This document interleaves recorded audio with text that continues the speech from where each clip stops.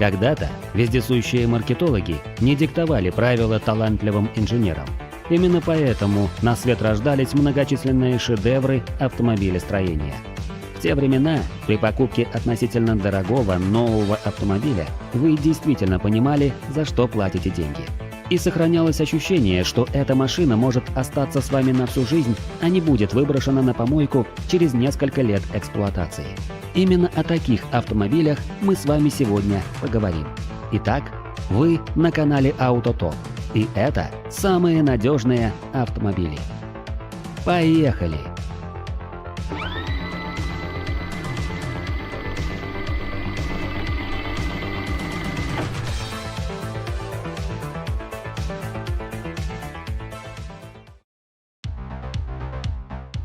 Toyota. Конечно же, это видео не может обойтись без такой марки, как Toyota. Эти автомобили, по крайней мере раньше, были супернадежными. Из любимых всеми доступных сейчас моделей выделим внедорожник Land Cruiser 80. Toyota, разрабатывая в 80-е перспективный новый джип, пыталась создать бронепоезд на колесах, который бы одинаково комфортно себя чувствовал на снегу, в пустыне, при любом качестве дорожного покрытия, вне зависимости от климата и прочих нюансов. В плане ржавчины владельцам Toyota Land Cruiser 80 очень повезло, так как производитель выбрал очень качественные материалы. Машина не боится реагентов, используемых для борьбы с гололедом. Однако есть такие места, где ржавчина есть, но она, появившись однажды, не разрастается подобно плесени. К примеру, часто найти ее можно на воздухопритоке в области рамки и на металлических рамках задних окон. В этом автомобиле есть и крутой брутальный дизайн, и, конечно же, супернадежный 6-цилиндровый дизель 1HZ на 4,2 литра. Его секрет в простоте и качестве сборки. Один распредвал, 2 клапана на цилиндр и, конечно же, чугунный блок. Отдача всего лишь 132 силы, зато без капремонта он без труда ходит 500-600 тысяч километров. Добавьте сюда шикарный запас прочности других агрегатов и системы полного привода, получите отличный вариант для любителя вылазок на бездорожье.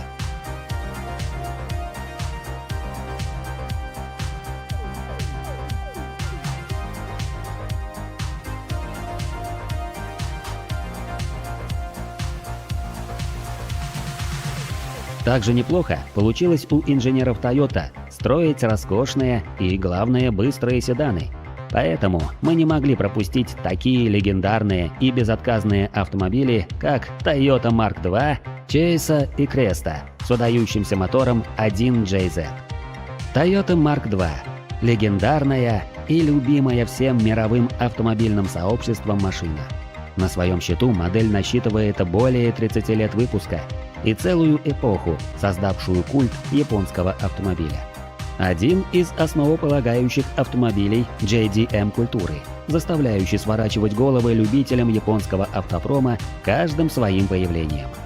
Марков становится все меньше, а спрос на них по-прежнему высокий, отчего их стоимость спустя десятилетия не падает, а даже наоборот повышается.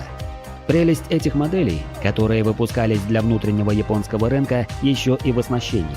Если в 80-х это электрокресла, CD-проигрыватели, эффектные выдвижные блоки климатической установки, то в 90-х еще и кресло с памятью и мультимедийная система с навигацией. А легендарный мотор делал эти автомобили очень быстрыми для тех времен. При отдаче в 280 сил 6-цилиндровый 24-клапанный мотор объемом 2,5 литра с 2 турбинами очень надежен и пригоден для тюнинга. При правильном обслуживании моторы ходят более 500 тысяч километров, а порой и выше 600 тысяч.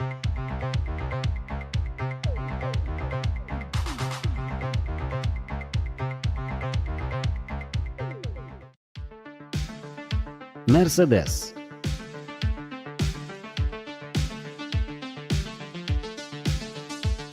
Не менее надежные машины строил и Mercedes до конца 90-х. Тогда это был совершенно другой Mercedes с точки зрения прочности. От словосочетания «надежный Mercedes» на ум приходят W123, 201, 126 и 124 кузов. Mercedes W123 – Это автомобиль из прошлого, который и по сей день можно встретить на дорогах. Данная модель является предшественницей современного Е-класса. Ее производство было запущено в 1975 году, а завершено в 1986. За этот период концерн Mercedes-Benz произвел более 2 миллионов 700 тысяч экземпляров. И все они были с успехом реализованы. Такие впечатляющие показатели сделали W123 самой успешной моделью в истории штутгартской компании.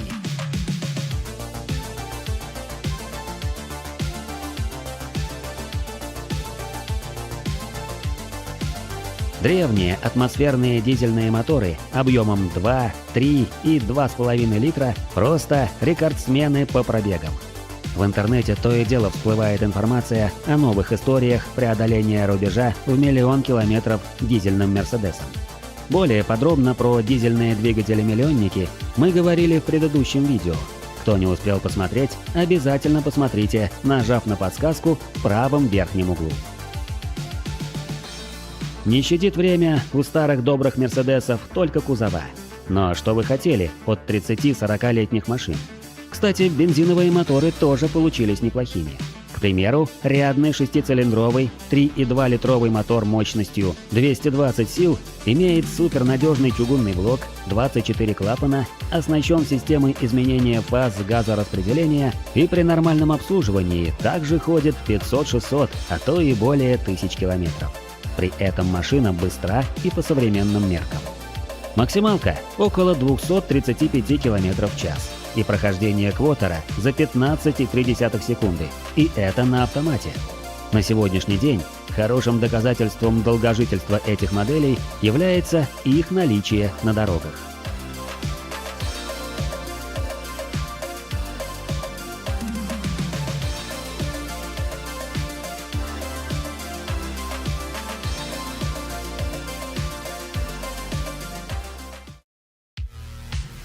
BMW.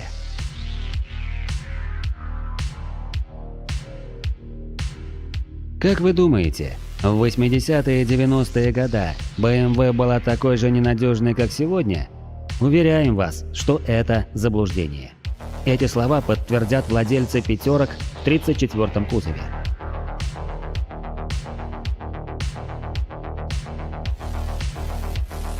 Она стала достойным последователем предыдущего кузова пятой серии BMW E28. Автомобили BMW E34 стали синонимом престижа, настоящим символом конца 80-х годов. Машина получилась внешне гораздо более обтекаемой, чем BMW E28, но все же не такой закругленной, как машины ближайших конкурентов. Агрессивные обводы и форма решетки радиатора продолжили традиции дизайна, заложенные BMW при создании BMW E30 третьей серии. Несмотря на то, что машина выглядит существенно больше и имеет более жесткий кузов, чем BMW E28, новая BMW E34 была всего на 10% тяжелее. Модель, появившаяся в продаже в 1987 году, имеет коэффициент аэродинамического сопротивления в 0,30, что, кстати, недостижимый показатель для многих современных иномарок, многорычажную подвеску, обеспечивающую комфорт на наших дорогах, подушки безопасности и неплохой, даже по нынешним меркам оснащения, мощный мотор, а также еще отличную надежность. Да-да, именно надежность.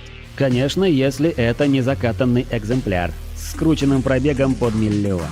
Самый лучший с точки зрения баланса качества в 34-м кузове является 525-я модель с мотором М50. В народе его называли плитой за характерный, цельный, монументальный вид. Этот безотказный мотор боится лишь перегрева ГБЦ. Имеет он в своем распоряжении прочнейший чугунный блок, 24-клапанную головку, цепной привод с ресурсом под 300, а то и более 1000 километров, электронный впрыск и зажигание. Ранняя его версия вообще не имеет системы изменения фаз газораспределения.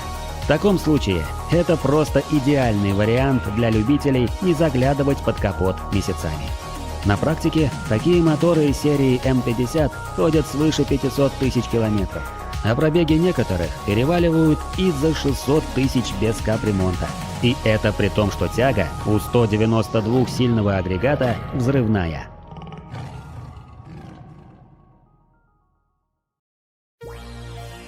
Audi.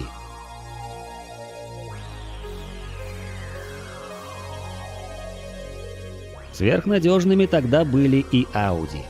Очень надежный автомобиль, который до сих пор присутствует на наших дорогах. За все время своего существования продано более 4,5 миллионов моделей.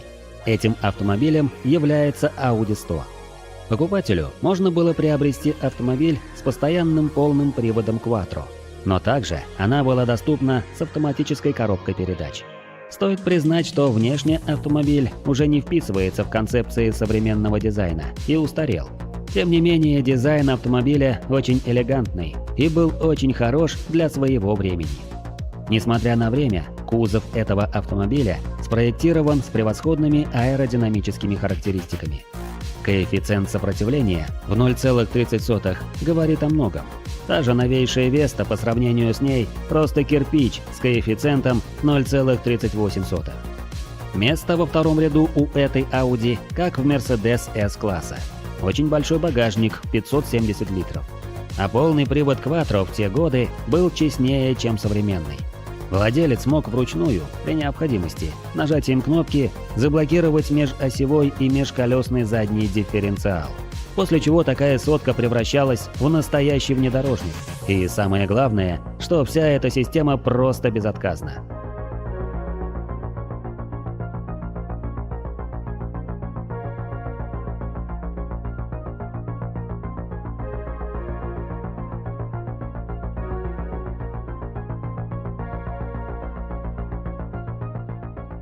Оцинкованный кузов на образцах, начиная с 1985 года выпуска, почти не подвержен коррозии. Именно поэтому найти негнилой экземпляр даже сейчас несложно. Двигателей на этот автомобиль очень много, и в них легко запутаться. Audi предоставила своим покупателям бензиновые, дизельные и турбированные двигатели. Однозначно ответить на вопрос, какой двигатель лучше, нельзя, поскольку время оставит свой след, каким надежным не был бы двигатель. По отзывам многих владельцев, один из самых надежных двигателей – это 1,8-литровый бензиновый двигатель, который имеет 88 лошадиных сил и способен разогнать ваш автомобиль до первой сотни за 15 секунд и развить максимальную скорость 165 км в час. На дорогах Центральной России колесит просто уйма таких автомобилей. Чего на удивление не скажешь о японских авто из 80-х. Nissan. 1989 год – рождение новой японской легенды. Это время, когда японские автопроизводители не боялись экспериментировать. Время высокой инженерии и минимум маркетинга, эпоха сумасшедших характеристик и расцвета тюнинга. Этот автомобиль помнят до сих пор как один из лучших спорткаров всех времен – Nissan Skyline.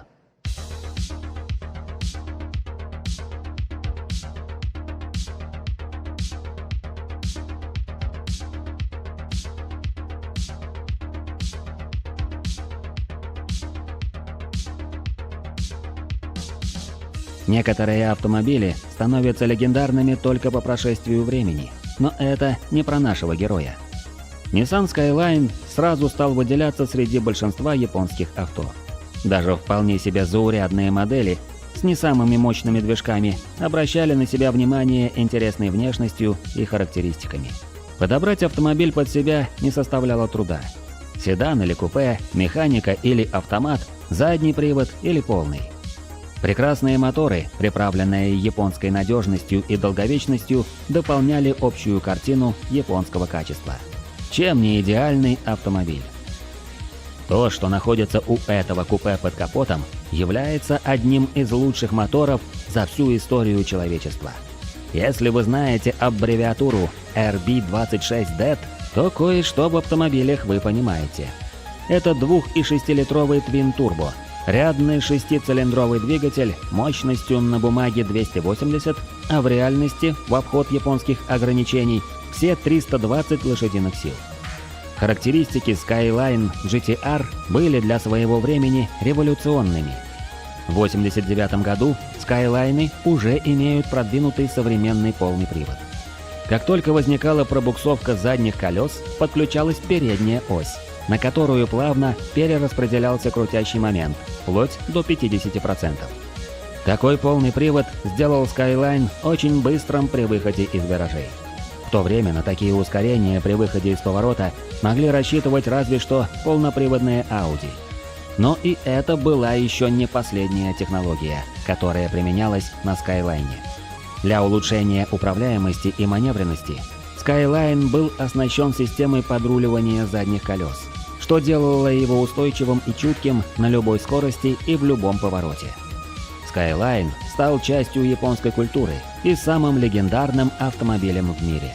По признанию производителей, этот мощный и динамический зверь с яркой и запоминающейся внешностью был создан как главный конкурент Porsche 956. И это соперничество впоследствии перешло и на гоночные трассы. В частности, Nissan Skyline GT-R R32 обошел таки по своим скоростным показателям немецкое авто. Рекорд того времени составлял 8 минут 45 секунд. На Skyline же гонщику Хироюши Като удалось установить новый рекорд трассы 8 минут 22 секунды. Кроме того, ему удалось добиться великолепных результатов и на кузовном чемпионате JTCC в Японии, который он выигрывал на протяжении 4 лет, не оставив ни единого шанса своим конкурентам и соперникам.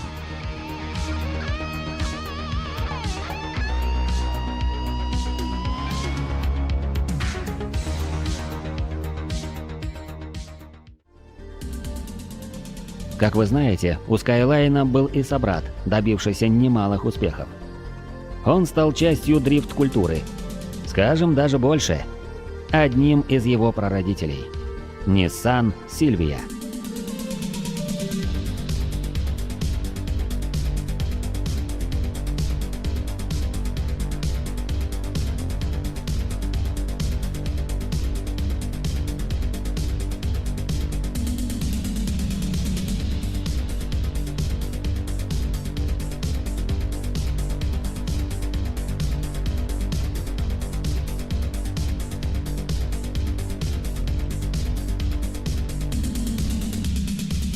При создании Сильвии инженеры основной упор делали на малый вес, сбалансированность шасси и прекрасную управляемость. Начиная с 1988 года, с появлением Nissan Silvia S13 и получением титула «Автомобиль года» в Японии, начинается очень успешная карьера этого купе. Сильвии в кузовах S13, S14 и S15 прославили эту машину, и именно эти 3 поколения так любимы народом. Так что же в этой машине было необычного? Что так выделяло ее среди остальных спортивных авто? Во-первых, это привлекающий внимание дизайн кузова. Во-вторых, технологичность, которую сразу оценили молодые уличные гонщики Японии. Ведь для того, чтобы эффективно носиться по японским дорогам с опасными поворотами, автомобиль должен обладать рядом особенностей. Такие характеристики, как очень малый вес, всего 1200 кг, независимая подвеска, система подруливания задних колес и самоблокирующийся дифференциал делали этот автомобиль идеальным для прохождения крутых поворотов в японских горах на крайне быстрых скоростях. Великолепный турбированный двигатель, который в стоке развивал от 205 до 250 лошадиных сил в зависимости от поколений и модификаций. С небольшим весом это купе способно разгоняться до сотни быстрее 6 секунд. Владелец такой машины имел все шансы победить в японских нелегальных гонках. И как раз из этих нелегальных гонок появился один из самых невероятных видов автоспорта – дрифт.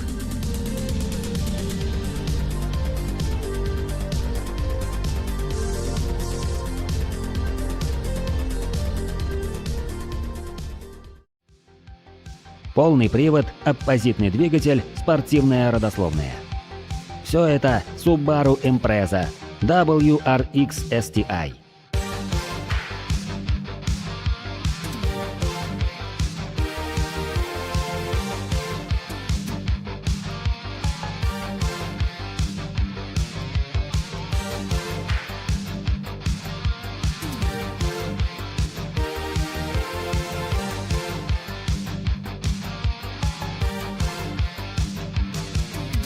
Этот спортивный седан является раллийной легендой, которую невозможно забыть. В начале 90-х годов японцы приступили к работе над своим новым полноприводником. Перед инженерами поставили конкретную задачу – создать автомобиль для победы в чемпионате мира по ралли. Subaru возлагали огромные надежды на свое новое творение, ведь в Японии автопроизводитель считался старейшим в постройке полноприводных авто. Началось все в 1992 году. Машине дали красивое имя «Импреза», что с итальянского означает «жажда успеха». Для покорения спортивных высот у Subaru было все: продвинутая полноприводная трансмиссия, прочная проверенная подвеска, ну и, конечно же, оппозитный 4-цилиндровый турбодвигатель. В гражданском исполнении двигатель развивал 240 лошадиных сил. Разгон до сотни занимал всего 5,6 секунды. С самых первых гонок Импреза зарекомендовала себя как достойный боец. Многочисленные победы в чемпионате мира по ралли подняли популярность машины. Любой, хоть кто немного понимал в автоспорте и технике, желал эту машину всем сердцем. Этот аппарат олицетворял успешность, скорость, технологичность. WRX STI по праву считается одним из лучших спортивных авто всех времен и народов.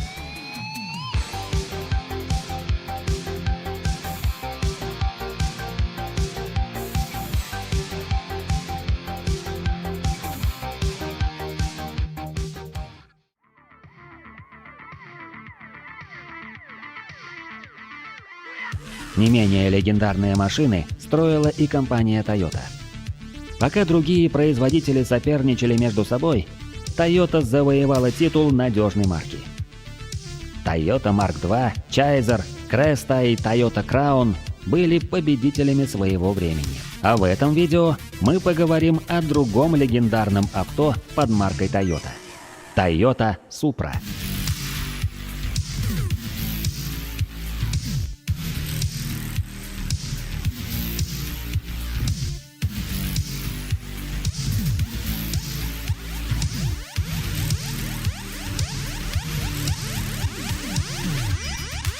В 90-е годы появилась Supra в кузове А80.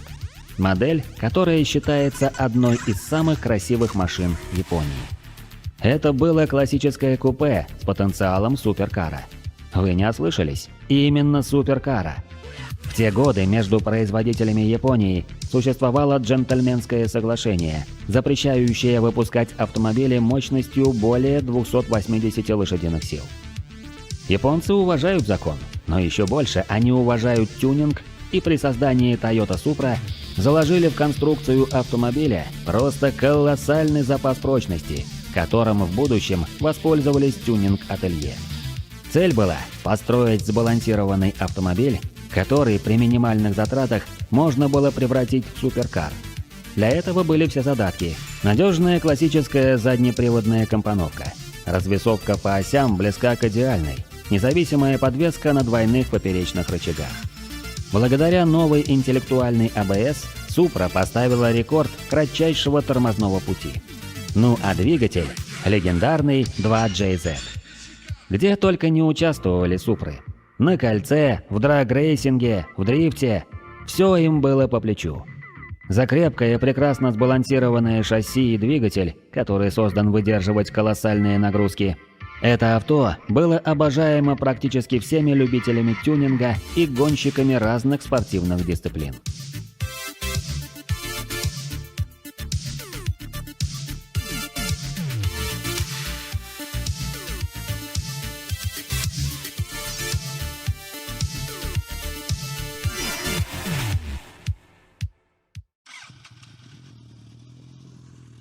Honda.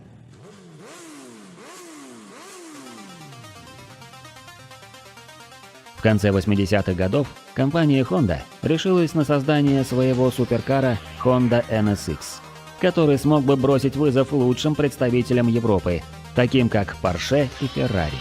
Затея была крайне амбициозной и рискованной. Ради этой цели со всех заводов Honda по всему миру отобрали 200 лучших специалистов. На отдельной производственной линии были созданы идеальные условия для проектирования и сборки. Как вы уже знаете, в Японии в то время существовало ограничение максимальной мощности двигателя в 280 лошадиных сил. Создателям нового авто как-то нужно было выкручиваться, чтобы превзойти по характеристикам европейские суперкары. Было решено создать автомобиль максимально легким, ведь главный враг любого спортивного авто – это избыточный вес. От стального кузова сразу отказались в пользу легкого алюминия, который позволит снизить вес на 220 кг.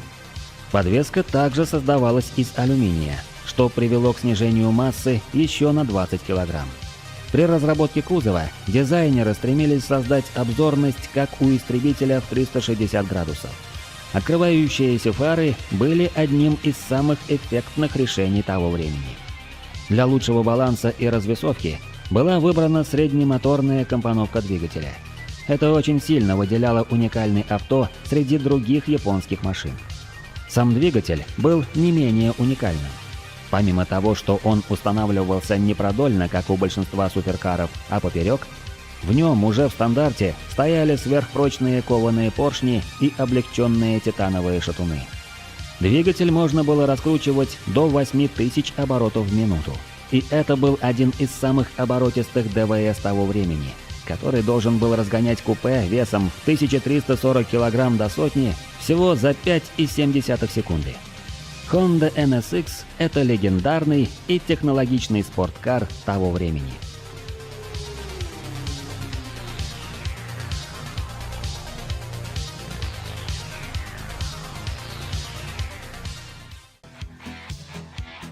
Mercedes W124.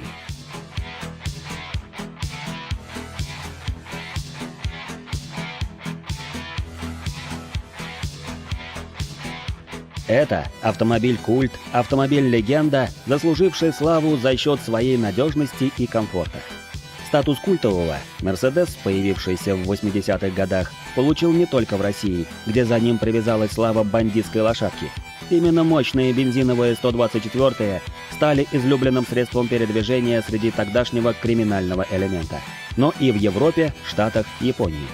Что уж скромничать, Mercedes W124 завоевал сердца автомобилистов всего мира. Запуск модели произошел в далеком 1984 году. Всего было произведено более 2,7 миллиона экземпляров, начиная с 1984 по 1997 года, что является прямым доказательством успеха W124 на рынке всех стран. Люди хотели покупать эти автомобили, и производитель давал им такую возможность. При проектировании компания Mercedes-Benz выложилась по полной. Цель была создать лучший во всех отношениях седан. Лучший в то время коэффициент лобового сопротивления, революционный дизайн, первоклассная задняя многорычажная подвеска. По безопасности это был один из передовых авто в мире. Затраты на разработку W124 были настолько большими, что с трудом окупались. 124-й произвел настоящий фурор среди покупателей и просто любителей марки Mercedes-Benz. В последующие годы появилось купе, которое до сих пор считается одним из самых стильных купе Mercedes. С двигателем на 220 лошадиных сил разгон до сотни занимал 7,8 секунды. Затем Mercedes-Benz, поддавшись моде на полный привод, выпускает модификацию Firmatic, с которым 124-й превращается в автомобиль на все случаи жизни. Обладая клиренсом в 160 мм, полноприводный Mercedes имел великолепные внедорожные качества. На любой поверхности такой Mercedes чувствовал себя более чем уверенно. Также в 1990 году появился настоящий бриллиант среди мерседесов – знаменитый волчок Mercedes 500. При упоминании этого авто у большинства автолюбителей буквально замирает сердце. Этот зверь разрабатывался и собирался в сотрудничестве со специалистами Porsche. 5-литровый двигатель V8 мощностью 326 лошадиных сил разгонял его до сотни за 6 секунд. К процессу сборки отнеслись очень серьезно. Кузова изготавливались на заводе Mercedes, затем отправлялись на завод Porsche, где на них навешивались все кузовные панели и производили сварочные работы. Потом кузова отправляли назад в Mercedes для покраски, после чего снова перевозили в Porsche для окончательной сборки. Но и на этом путешествие знаменитого волчка не заканчивалось. его снова перенаправляли в «Мерседес» для предпродажной подготовки и оттуда распределяли заказчикам. Весь процесс производства одной машины длился 18 дней. Надежность, управляемость и долговечность 124-го «Мерседеса» прославили его на весь мир. Эта модель завоевала сердца многих автолюбителей, и она по праву считается самой легендарной.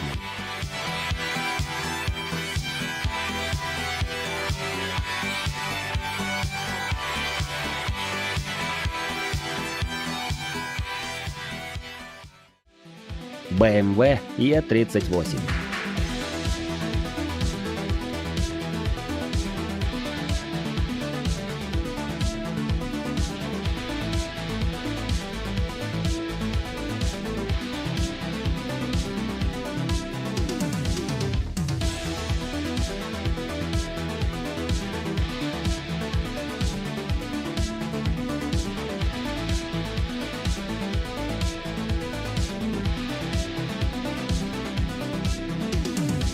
Комфорт и спортивность.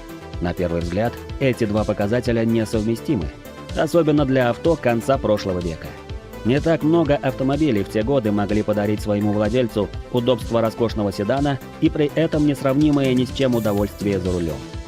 Совмещать спорт и роскошь научились на немецком заводе в Баварии. Вплоть до конца 70-х годов ситуация на автомобильном рынке в Германии была ясна и понятна каждому. Mercedes создает автомобили с уклоном в комфорт, а BMW строили авто спортивного характера. Так бы продолжалось еще долго, но два вечных конкурента решили переманить на свою сторону часть клиентов друг друга. Так у Mercedes все чаще и чаще стали выходить спортивные модели, а BMW сделали свой шаг. Эта машина бросила вызов титану того времени, великому во всех смыслах Mercedes W140, самому большому S-классу за всю историю компании Mercedes. Превзойти 140-й Mercedes по плавности хода и богатству салона было практически нереально, но BMW привлекала другим.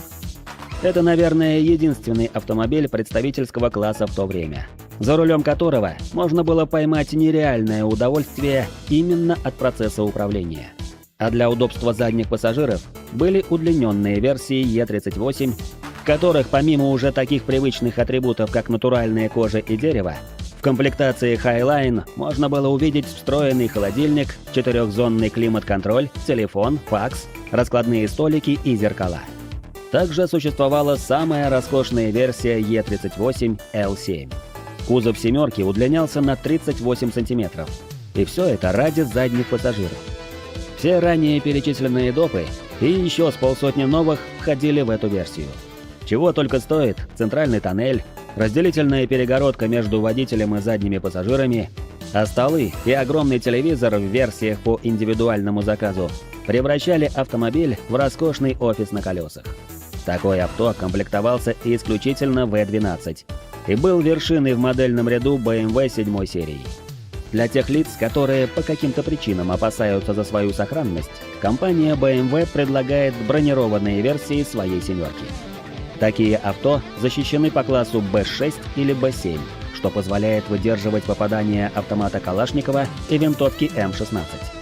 Также бронированные авто способны пережить взрыв гранаты под днищем или подрыв нескольких килограммов тротила, а для ответного огня по противнику «семерка» может оснащаться специальными держателями для автоматического оружия и оружейными гнездами в дверях. Это требует переделки почти всего кузова. Из высокопрочных бронелистов строится капсула, внедренная в силовую структуру кузова. В случае, когда нужно экстренно покинуть авто, специальная система производит отстрел лобового стекла. Даже если все шины будут прострелены, авто все равно сможет оставаться на ходу и продолжит движение, чтобы как можно быстрее выйти из-под огня противника.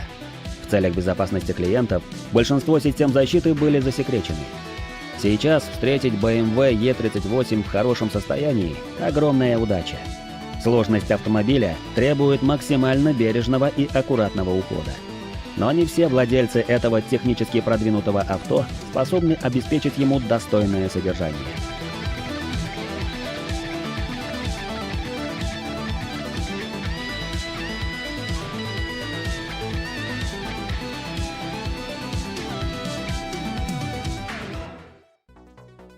1991 год. Женевский автосалон. Премьера нового флагмана от Mercedes, на разработку и проектирование которого концерн потратил долгих 10 лет. Он станет символом престижа и власти, настоящей легендой эпохи. Mercedes W140.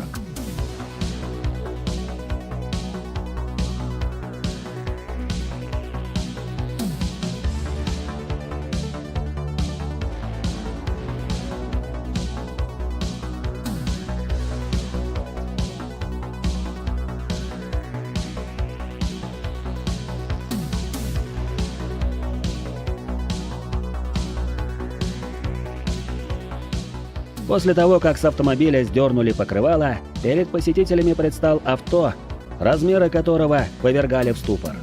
Он был огромен, более 5 метров в длину, масса далеко за 2 тонны.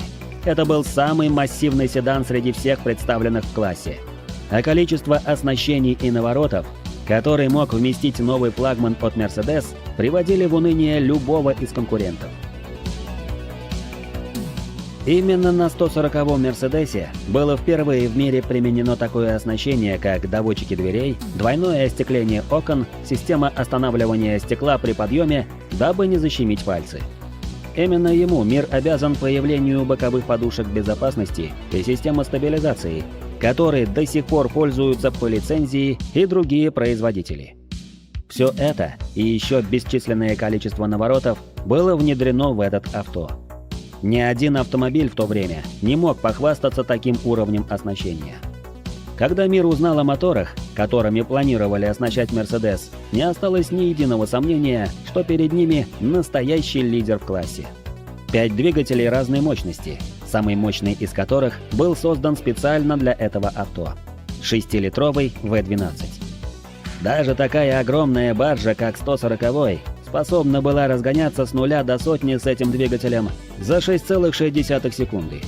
Сложно представить, но двигателем V12 408 лошадиных сил инженеры Mercedes могли не ограничиться. Были планы по установке в новый флагман 16-цилиндрового 8-литрового монстра на 540 лошадиных сил.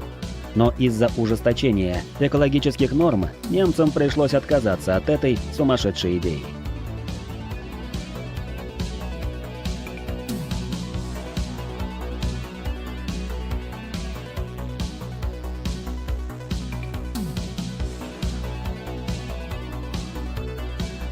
Mercedes W140 стал любимым автомобилем различных богатых особ по всему миру. Всех подкупала потрясающая плавность хода, которая обеспечивалась гидравлическими амортизаторами. А тишина в салоне так вообще была лучшей в классе, и не только из-за улучшенной шумоизоляции, а за счет двойных стеклопакетов. Порохолодильники с напитками, ортопедические кресла, электроприводы везде, где только можно, и обтянутое дорогой кожей все, до чего только может дотянуться рука, и говорить не стоит. Так как клиенты 140-го Мерседеса были люди не бедные, большинству из них требовалась дополнительная защита. В компании Mercedes смогли превратить свои машины в бронированные крепости, способные выдержать обстрел из автомата Калашникова и снайперской винтовки СВД с бронебойным сердечником. Нередко бронированные Мерседесы спасали жизнь своим владельцам. Да, W140 прочно вписан в историю. В 90-е годы коммерсанты считали пределом мечтаний именно этот автомобиль, получивший независимо от объема двигателя имя нарицательное 600-й. Черный или серебристый седан был важным и неотъемлемым атрибутом любого по-настоящему уважающего себя успешного бизнесмена конца 90-х. Именно поэтому Кабан стал настоящим символом ушедшей эпохи, автомобилем, чей внешний вид выражал статус своего владельца куда красноречивее любых роликсов.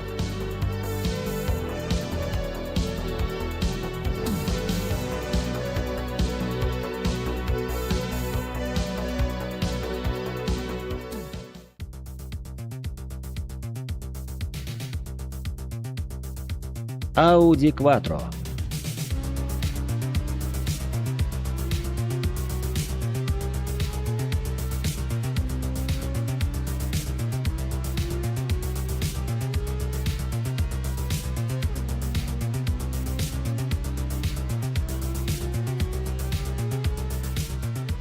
Рождение полного привода Audi началось с довольно-таки занятной истории. В один прекрасный день глава совета директоров Audi Фердинанд Пиех пришел к выводу, что негоже его компании быть в тени Mercedes и BMW. Амбиции талантливого управленца и желание удивить весь мир заставили его разработать план наступления на конкурентов. Была поставлена задача поднять репутацию марки с помощью применения передовых технологий. Был сконструирован тестовый прототип, доработанное спортивное купе Audi 80 с установленной на него ходовой частью от внедорожника. Двигатель мощностью 200 лошадиных сил разгонял уникальный Audi до 100 за 6,7 секунды. Но конкуренты к идее о создании полноприводного легкового авто отнеслись скептически. На их глазах появился конкурент, которому они ничего не могли противопоставить. Многие критики не верили в успех полноприводных авто, так как считали, что они слишком тяжелые и сложно устроены. Как же они ошибались! И убедились они в этом, когда Audi приняли решение выступить в чемпионате мира по ралли. В начале 1981 года в январском ралли в Австралии, где дебютировала новая Audi, финский пилот Ханну Миккола выиграл гонку с 9-минутным отрывом от ближайшего преследователя. После езды на Audi Quattro великий финский раллист заявил: «Я видел будущее. Quattro раз и навсегда изменит мир ралли». Audi Quattro при старте с места буквально вгрызался в землю всеми 4 колесами, проходя повороты на чудовищной скорости. От такого зрелища болельщики были просто в восторге, ведь до того момента в ралли участвовали авто с приводом только на одну ось. Для того, чтобы продемонстрировать превосходство полного привода, Audi не ограничилась только гонками. Был снят ролик, который удивил в то время многих. Подписчики нашего канала помнят этот момент из прошлых видео. Audi 100 Quattro на шипованной резине, имея под капотом всего 138 лошадиных сил, без труда забралась на уклон в 37,5 градусов. Местом проведения трюка стал полностью покрытый снегом трамплин для прыжков на лыжах. Ролик был настолько невероятен, что некоторые не поверили и обвинили Audi во лжи. На видео они заметили трос, прикрепленный к авто, который якобы мог тянуть машину. На самом деле, это был трос, который оберегал автомобиль от соскальзывания вниз при возникновении внештатной ситуации, если вдруг машина сорвется с пика склона. Audi повторила трюк на глазах у наблюдателей, для того, чтобы все убедились, что трос не тянет автомобиль, а служит чисто страховочным приспособлением. Независимые наблюдатели убедились в правдивости происходящего. От таких невероятных возможностей полноприводных Audi весь мир был просто в восторге. Система постоянного полного привода изменила мир автомобилей навсегда. А ведь с чего все начиналось? С небольшой машинки, которая постепенно выигрывала все гонки, в которых участвовала. Слава Audi Quattro прогремела на всех континентах, и сейчас о ней помнят как о машине, которая совершила революцию в автомобильном мире.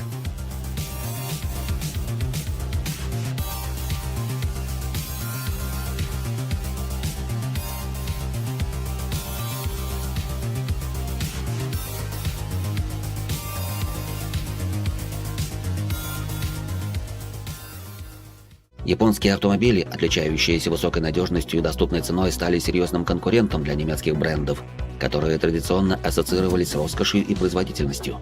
Немецкие компании не могли оставаться в стороне. Им требовалось чем-то ответить на вызов, который бросали японские инженеры. Началась настоящая битва за потребителя, где конкуренция обострялась не только в плане цены, но и в качестве, дизайне, а самое главное — в надежности. В результате этого противостояния на автомобильном рынке возникла динамичная среда, где каждая страна стремилась превзойти другую. Немецкие производители начали активно развивать свои модели, что привело к появлению настоящих легенд на автомобильном рынке. Одним из таких знаковых автомобилей стал Mercedes 190.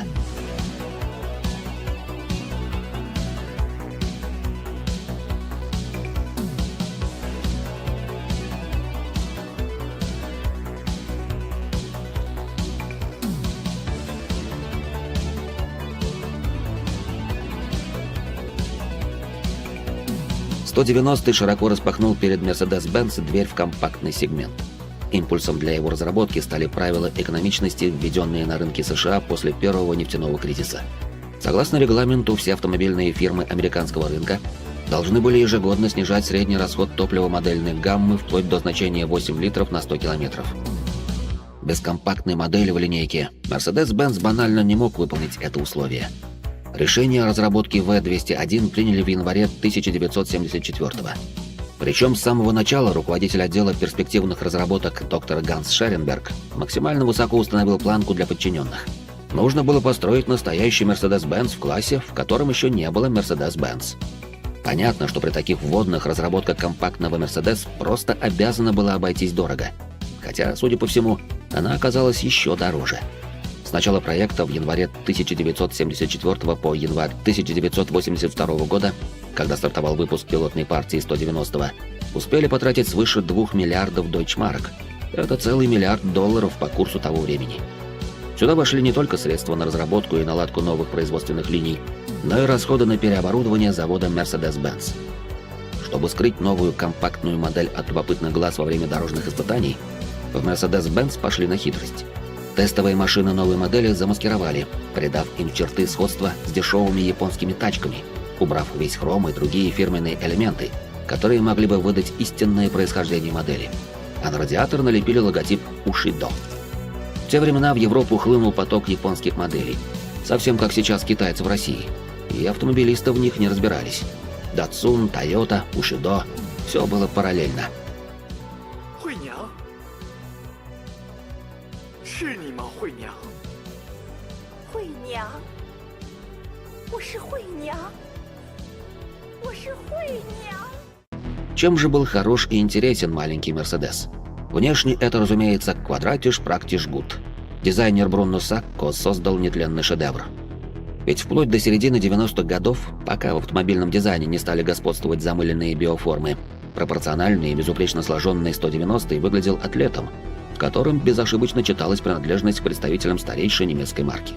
Говоря об уникальных особенностях 190-го, в первую очередь вспоминают про уровень пассивной безопасности, по которому V201 не уступал, например, флагманскому 126-му. Однако сначала журналистов, а затем и покупателей еще сильнее впечатляла специально созданная для модели задняя многорычажная подвеска с самовыравнивающимися амортизаторами. Настоящие технологии суперкаров на компактном седане. А вот под капотом базовых бензиновых версий была карбюраторная четверка М102, которая выдавала в 2-литровом варианте 105 лошадиных сил. Относительно небольшой машине с длиной кузова 4400 мм этого было вполне достаточно, хотя любители поэкономить или поработать в такси отдавали предпочтение дизельному 190-му с надежным мотором ОМ602. Надежность двигателя объясняется его довольно простой конструкцией. Он представляет собой 5-цилиндровый дизельный двигатель объемом 2,5 и 2,9 литра с чугунным блоком цилиндров и сухими гильзами. В целом конструкция сейчас редкая, но очень удобная в обслуживании и надежная. Очевидно, что инженеры изначально закладывали в него очень высокие ресурсы и потенциал к модернизации. Эти двигатели выхаживают 500 тысяч вообще без каких-либо проблем. Нередко встречаются экземпляры с пробегом 1 миллион километров и даже более. А ведь был еще и совершенно другой 190-й. В сентябре 1983 года на франкфуртском автосалоне представили версию Mercedes 190E 2.316. 185 лошадиных сил позволяли относительно легкой машине разгоняться до 100 км в час всего за 7,5 секунд. А ускорение останавливалось на показателе 230 км в час. Согласитесь, это достойный результат. Для того, чтобы убедить потенциальных покупателей и продемонстрировать всему миру высочайший уровень качества и надежности новой модели, руководители Mercedes-Benz решили провести заезд на гоночном треке в Нардо, Италия. Задача стояла просто безумная, а именно преодолеть расстояние в 50 тысяч километров без поломок. По расчетам инженеров, гонка должна была закончиться утром 8-го дня, при отсутствии поломок и других внеплановых трудностей. В гонке участвовали 18 пилотов, по 6 на каждый автомобиль. Каждые 2,5 часа происходил 20-секундный пит-стоп для смены пилота. Каждые 8,5 тысяч километров менялись задние колеса, каждые 17 тысяч километров передние. В эти же минутные перерывы происходила дозаправка. Чтобы было представление, какие колоссальные нагрузки выдерживали автомобили, следует упомянуть, что почти весь путь длиной 50 тысяч километров Мерседесы двигались с максимальной скоростью на 5-й передаче при 6000 оборотов в минуту. И все это безумие длилось более 200 часов. Benzindruck 5,8. Ende.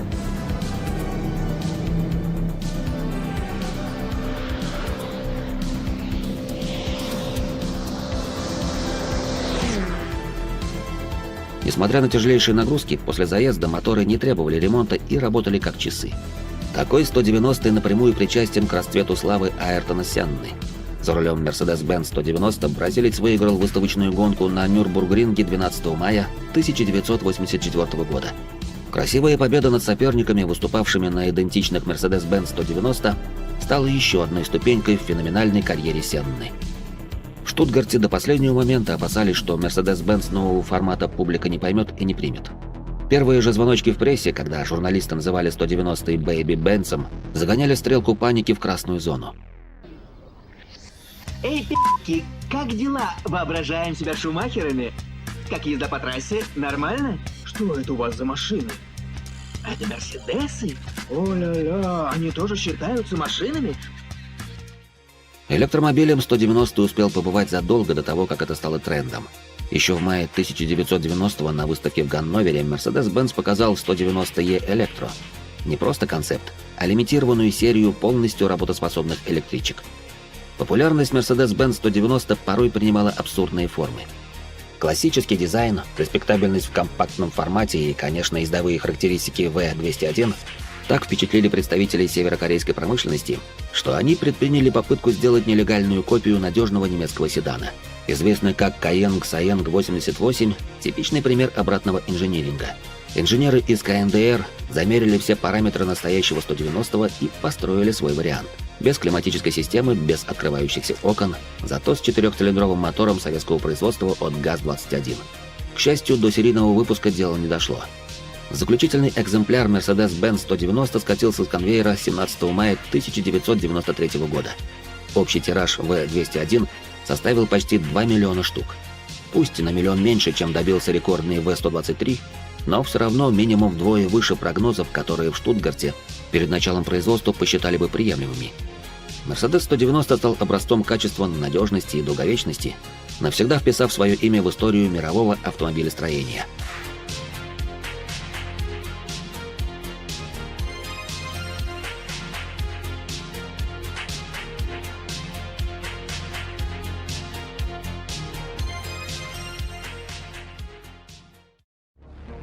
В 1980-е годы немецкие автомобильные компании столкнулись с двойной задачей.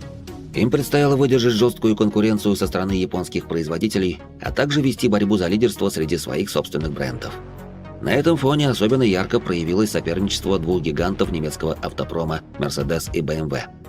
Пока инженеры Mercedes-Benz трудились над созданием V201, стремясь укрепить позиции бренда в сегменте компактных автомобилей, компания BMW сделала неожиданный ход. Она опередила своего главного соперника, выпустив на рынок модель, которая задала новые стандарты в своем классе, объединив в себе спортивный характер, надежность и передовые технологии в нескольких поколениях.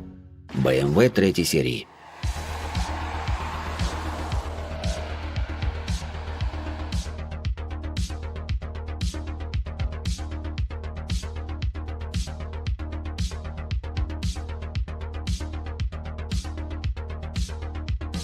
В июле 1975 года было представлено первое поколение Е21 3 серии, ставшей впоследствии легендой. Е21 стал значимой моделью в истории. Он принес множество важных изменений. Первый 6-цилиндровый мотор в 3 серии, ориентированную на водителя компоновку салона, ставшую стандартом в BMW, и типичный для BMW дизайн с 4 фарами головного света, которые в этом поколении устанавливались на модели с 6-цилиндровыми моторами. 4-цилиндровые модели оснащались 2 фарами, более крупными по размеру. Помимо того, что в то время было продано более миллиона машин в кузове Е21, этот автомобиль также стал значимой вехой для BMW и в автоспорте. Но самое главное предназначение Е21 все же в том, что он принес огромный успех и смог заложить тот фундамент, который послужил основой феноменальной популярности его преемника, легендарного Е30. Все то же самое, но лучше. Таков был лозунг инженеров и дизайнеров, работавших над вторым поколением 3 серии. Сильные стороны Е21 были взяты за основу и усовершенствованы. Это был простой, но эффективный рецепт создания модели с индексом Е30. Глобальные конструктивные изменения затронули переднюю и заднюю подвески, коробку передач, тормоза, а также эргономику салона. Полностью переработанный внешний дизайн автомобиля был принят в штыки истинными ценителями марки, поскольку именно с этой модели баварцы попытались уйти от образа акулы. Главным бесспорным плюсом автомобилей BMW всегда были двигатели. Е30 в этом плане не исключение. Непревзойденные моторесурсы, надежность силовых агрегатов доставляют немало удовольствия своим владельцам. Е30 оснащались старым четырехцилиндровым двигателем М10, который устанавливался еще на модель Е21. В 1987 году его заменил более мощный М40 с верхним распредвалом и ременным приводом, а в 1989 гамма двигателей дополнилась невероятным М42. 42-й сдерживал табун в 140 лошадей, все в тех же 1800 кубиках и производился вплоть до 1996 года. Среди автолюбителей существует мнение: если на Мерседесах ездят на заднем сиденье, то BMW наоборот создан для водителя. Е30 – яркое тому подтверждение.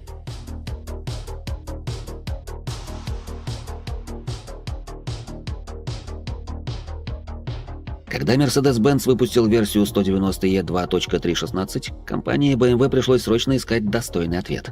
Именно тогда Эберхард фон Куенхайм, занявший пост председателя правления, дал добро на создание особо мощного двигателя для BMW третьей серии. Идея была озвучена в ходе беседы с техническим директором подразделения BMW M Полом Роше. Таким образом, приказ на разработку уникального силового агрегата пришел прямо с вершины руководства компании. Роше и его команда оказались полностью готовы к такому вызову. Получив зеленый свет, они приступили к работе с невероятной скоростью. Спустя всего 2 недели первый прототип двигателя уже был готов к испытаниям. С этого момента Е30 стала первой тройкой, которая получила версию М3.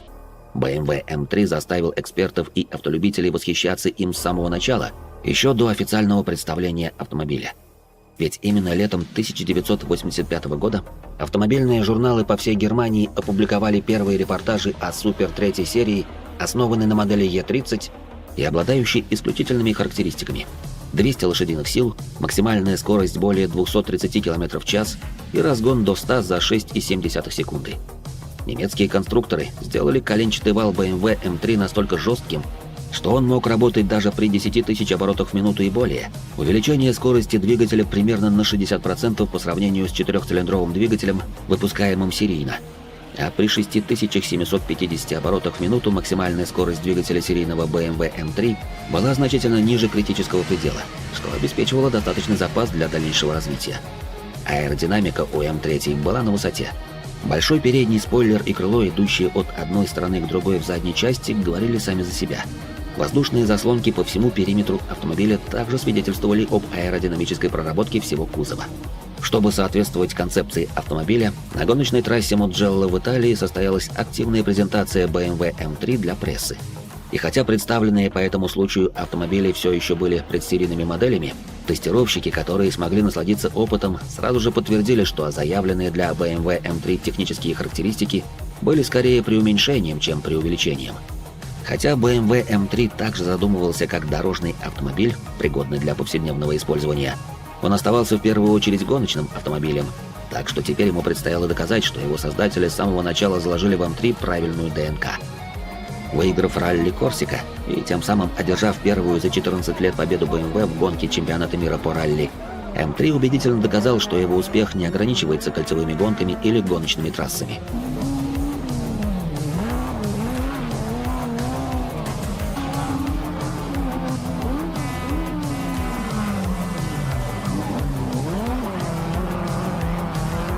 До конца 1992 года стены небольшого завода подразделения BMW M покинули 18 тысяч экземпляров М3 первого поколения, в том числе 800 кабриолетов.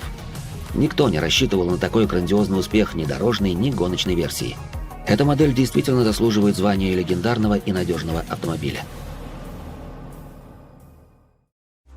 Пока Mercedes и BMW вели между собой ожесточенную борьбу за лидерство, компания Volkswagen тихо и уверенно продолжала набирать обороты. Сильный игрок, который стремился занять первые позиции в сегменте надежных и доступных автомобилей. Volkswagen уже имел в своем арсенале популярные модели, такие как Beetle и Hippie Van T2, которые успешно продавались по всему миру. Но компания понимала, что для дальнейшего роста необходимо нечто большее. Им требовалось создать новую революцию, прорыв, который выведет бренд на следующий уровень. Volkswagen Passat.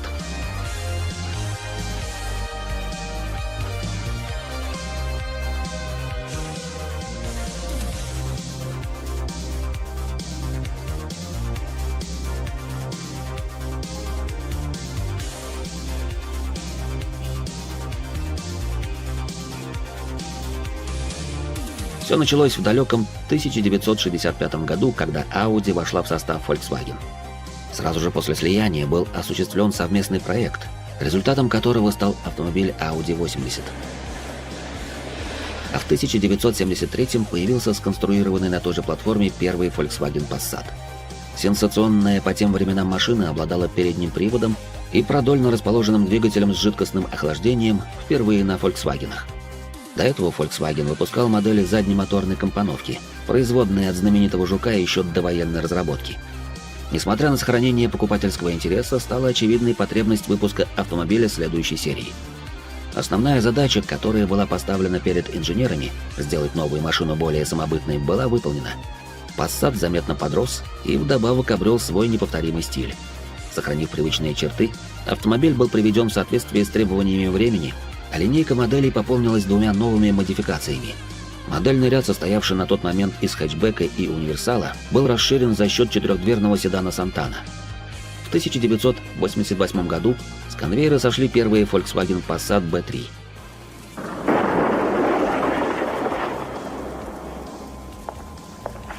The new Volkswagen Passat. It's built like all Volkswagens. Внешний вид нового детища Volkswagen настолько разительно отличался от своего предшественника, что, казалось, машина была с другой планеты. Новый дизайн, расширенные колесные базы и более мощные двигатели вывели модель на новый уровень.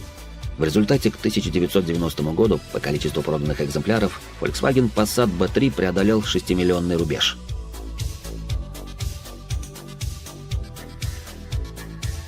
Новый двигатель VR6 мощностью 174 лошадки обеспечивал максимальную скорость 224 км в час для седана. Модель пользовалась огромным успехом вплоть до конца 90-х годов, за что автомобилисты с любовью прозвали автомобиль «лыжей». В своем классе Passat является, пожалуй, самым просторным автомобилем.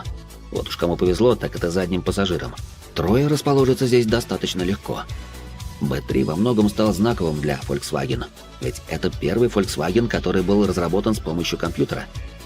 Конструкторы серьезно поработали над силовыми агрегатами и для третьего поколения Passat сделали целых 19 двигателей, 15 бензиновых и 4 дизельных. Среди преимуществ дизельных двигателей Passat B3 можно отметить долговечность и неприхотливость. Он был способен ехать на солярке практически любого качества. Все дизельные двигатели работали в паре с пятиступенчатой механической трансмиссией. Самая мощная версия Volkswagen Passat B3 VR6 выпускалась с апреля 1991 по сентябрь 1993 года. Поперечная компоновка двигателя делала практически невозможным расположить в моторном отсеке многоцилиндровый мотор. Тогда конструкторы Volkswagen нашли выход, разместив два блока цилиндров под одной головкой блока. Таким образом получился 6-цилиндровый компактный двигатель. Это единственный агрегат в линейке с цепным приводом ГРМ. 12-клапанный мотор развивал мощность 174 лошадиных силы. Он имел рабочий объем 2,8 литра и разгонялся до сотни за 8,3 секунды. Топовый силовой агрегат Passat B3 работал в паре как с пятиступенчатой механикой, так и с четырехступенчатым автоматом. Ресурс таких моторов рассчитан на пробег более 400 тысяч километров без капремонта. С такими показателями Volkswagen Passat действительно заслужил статус надежного автомобиля. После объединения Volkswagen и Audi руководством концерна было принято еще одно важное стратегическое решение – поднять престиж компании Audi и вывести ее из разряда производителей исключительно дешевых и народных автомобилей. За счет применения различных новаторских решений и богатого базового оснащения, выпускаемые модели стали более дорогими и престижными, чем аналогичные машины Volkswagen. Но наиболее важным шагом в достижении поставленной цели стало появление первого в истории компании автомобиля представительского класса Audi V8.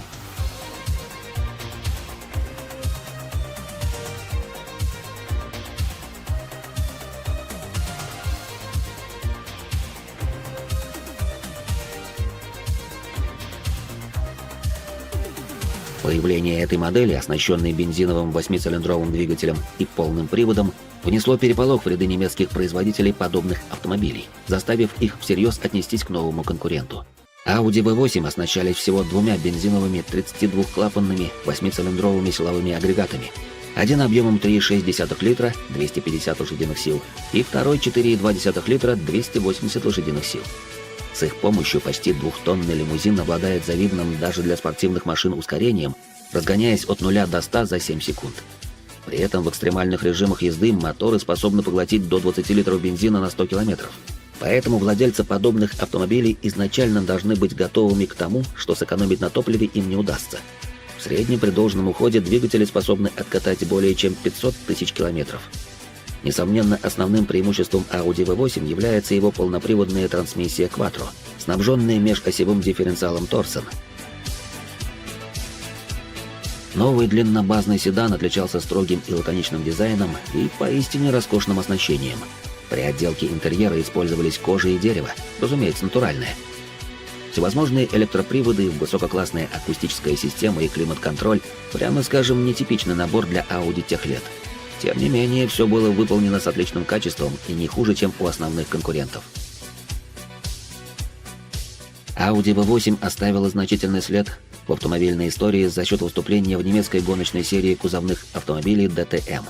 Специально подготовленные для этого чемпионата автомобили дебютировали на гоночных трассах в 1990 году и сразу же навязали серьезную борьбу заводским гоночным командам BMW и Mercedes-Benz.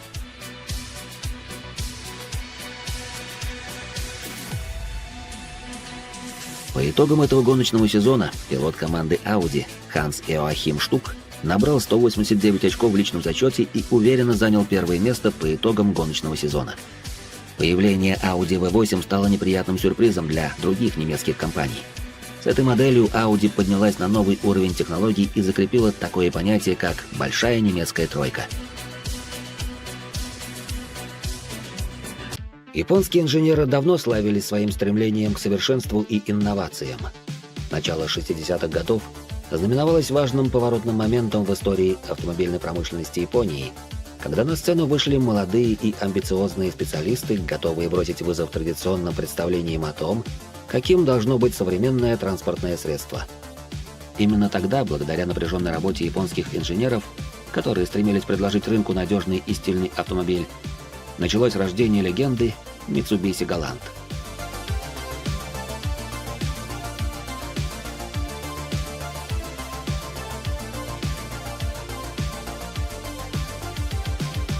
Mitsubishi Galant впервые был представлен в 1969 году как автомобиль среднего класса. Он стал первым автомобилем компании Mitsubishi Motors, созданным полностью собственными силами. Японские инженеры внимательно изучили предпочтения автолюбителей, чтобы понять, какие особенности и характеристики должны присутствовать в новом автомобиле. Особое внимание уделялось надежности, комфорту и современным технологиям. После завершения проектирования начались длительные испытания прототипов. Когда автомобиль прошел все необходимые тесты и проверки, началось массовое производство. С течением времени Mitsubishi Galant претерпел значительные изменения и обновления. Каждый новый модельный год приносил новые технологии, улучшенные характеристики и обновленный дизайн. Выход автомобиля на международный рынок помог повысить известность и репутацию японских автомобилей в целом. Благодаря своей надежности Galant завоевал сердца многих водителей, тем самым укрепляя доверие к японскому автопрому. Суммарные продажи автомобилей Mitsubishi Galant превысили 5 миллионов единиц. И это неудивительно. Японцам удалось создать по-настоящему надежный автомобиль, который до сих пор пользуется спросом на рынке. Но инженеры Mitsubishi Motors не остановились на достигнутом. Они бросили вызов своему главному конкуренту из Германии Audi. В то время Audi громко заявила о себе на мировой арене ралли-гонок, оставив неизгладимый след в истории автоспорта. Mitsubishi поставили цель победить Audi и доказать всему миру, на что способны японские автомобили. Вот он, настоящий маркетинг. Компания решила готовить совершенно новый ралли-кар. За основу взяли новенький Mitsubishi Galant 6-го поколения. В то время ни один раллийный автомобиль без полного привода был просто невозможен. Так что Galant получил полноприводную трансмиссию с вискомуфтой и межосевым дифференциалом, а в дополнение к ней приставку VR4 в названии. Ходовая часть состояла из независимых подвесок типа Макферсон спереди и многорычажной сзади. Шасси полноуправляемое 4WS. Тормоза всех колес, как и положено, дисковые с ABS. Под капот поместили двигатель 4G63 с 16-клапанной головкой блока цилиндров. Это лучший мотор компании Mitsubishi и один из лучших японских двигателей вообще. Этот мотор сочетает великолепные технические характеристики и высокую надежность. G63 имел неисчислимое количество модификаций. За долгие годы мотор побывал во многих автомобилях японской марки, да и не только в них. Mitsubishi 4G63 выпускался по лицензии в Корее до 1994 года, а в Китае производится до сих пор. В пару к мотору прилагалась 5-ступенчатая механическая коробка передач, либо 4-ступенчатый автомат. Как и положено для японского автопрома тех лет, Galant VR4 имел немало комфортных опций в виде кондиционера, аудиосистемы и всевозможных электроприводов. До 100 км в час такой VR4 разгонялся всего за 6,7 секунды. Одна из самых известных гонок, где Galant VR4 продемонстрировал свои возможности, была ралли Сафари в Кении в 1988 году. Пилот Юха Канкунен на Galant VR4 одержал победу, обогнав многих соперников, включая Audi Quattro.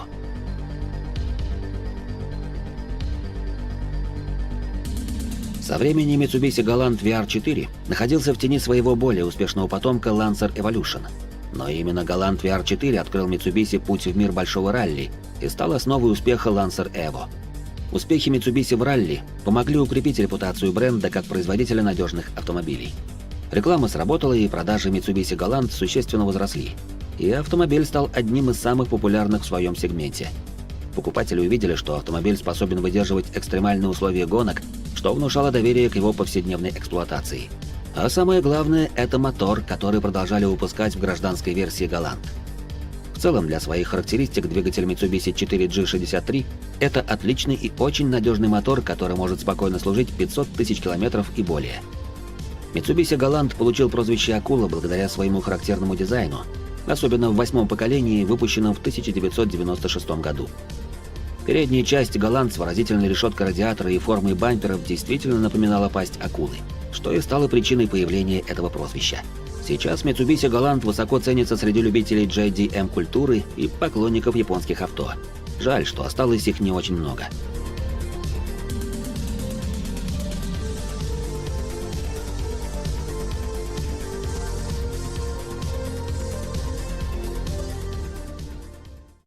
В 1966 году, когда японские инженеры компании Toyota Motor Corporation представили миру свой автомобиль, они вряд ли могли предположить, какое грандиозное путешествие ждет их детище. Задуманная как небольшая экономичная семейная модель, автомобиль вскоре превратился в настоящую легенду, пройдя путь от скромного новичка до одного из самых продаваемых автомобилей всех времен – Toyota Corolla.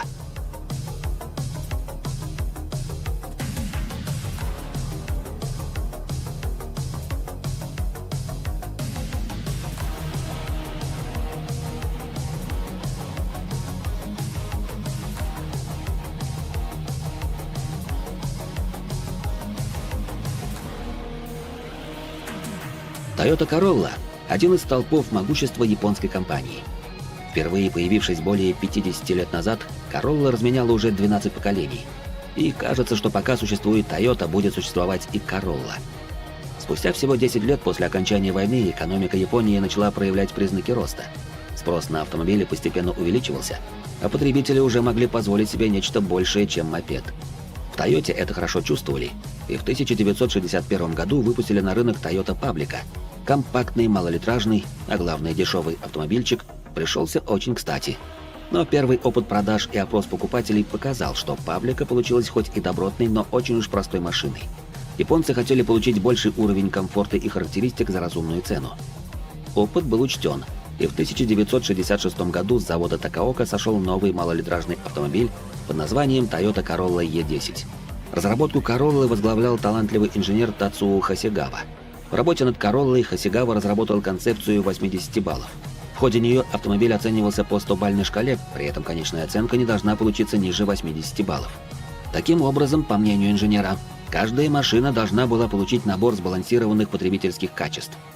Надо сказать, концепция сработала, и Corolla получилась очень удачной, без каких-либо выраженных недостатков. Corolla появилась в очень удачное время. Помимо стремительно богатеющего населения, правительство Японии начало масштабную программу по строительству скоростных автодорог. Тем временем коммерческий успех не заставил себя ждать. Уже в 1966 году Toyota Corolla стала самым продаваемым легковым автомобилем в Японии. а к 1970 году было продано около 1 миллиона этих машин. С течением времени каждое новое поколение Toyota Corolla приносило с собой значительные улучшения и инновации. Автомобиль становился все более разнообразным, предлагая различные типы кузовов, включая хэтчбеки, седаны и универсалы. Двигатели становились мощнее и экономичнее, а системы безопасности постоянно улучшались, чтобы соответствовать растущим ожиданиям потребителей. Toyota рекламировала Corolla как идеально подходящую машину для путешествий по автомагистралям, что, учитывая мощные моторы и четырехступенчатую коробку, была чистая правда.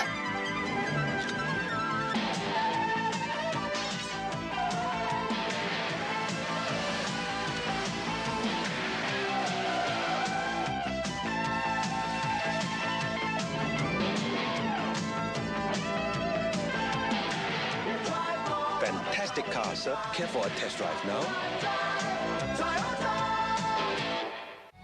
Тацуо Хасигава был прав в своей стратегии 80 баллов.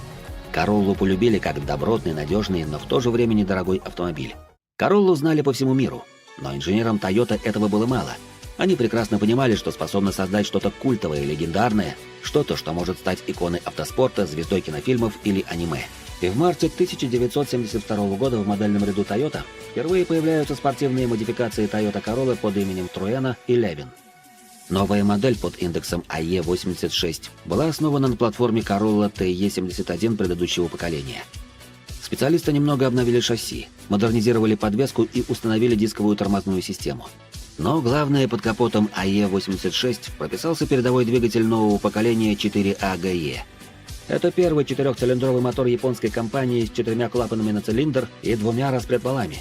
Кроме того, он был оснащен инновационной системой изменения геометрии впускного коллектора T-Vis и инженерной системой питания.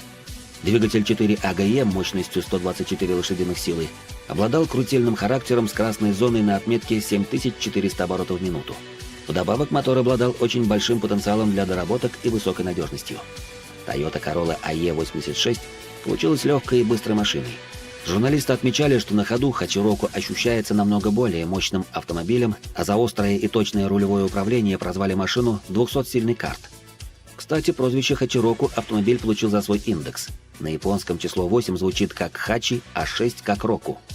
В конце 1980-х годов в Японии зародился новый вид нелегальных уличных гонок под названием дрифт. Зачастую они проходили на горных серпантинах, повороты в которых проходились в управляемом заносе. В подобных условиях заднеприводная 86-я с блокировкой межколесного дифференциала показывала себя великолепно.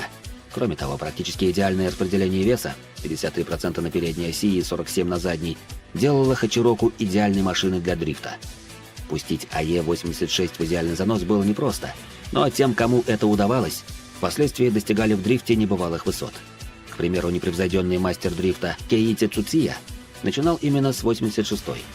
Он настолько проникся к ней уважением, что называл Хачироку не иначе, как королевой дрифта. Однако ошеломительный взлет популярности Toyota Corolla AE86 произошел не из-за дрифта, хотя без него и не обошлось. В 1998 году в Японии вышел анимационный сериал «Инициал D», повествующий о нелегальных гонщиках-дрифтерах. В нем главный герой Такуми Фудзивара днем занимался доставкой, а вечером участием в уличных гонках на Хачироку. Аниме стало очень популярно в Японии и привлекло повышенное внимание к машине главного героя. Как следствие, рост популярности Toyota на рынке. Модели Corolla раскупали как горячие пирожки, и причиной этому была не только доступная цена, но и исключительная надежность и ресурсные двигатели, которые позволяли автомобилю служить долгие годы без серьезных ремонтов.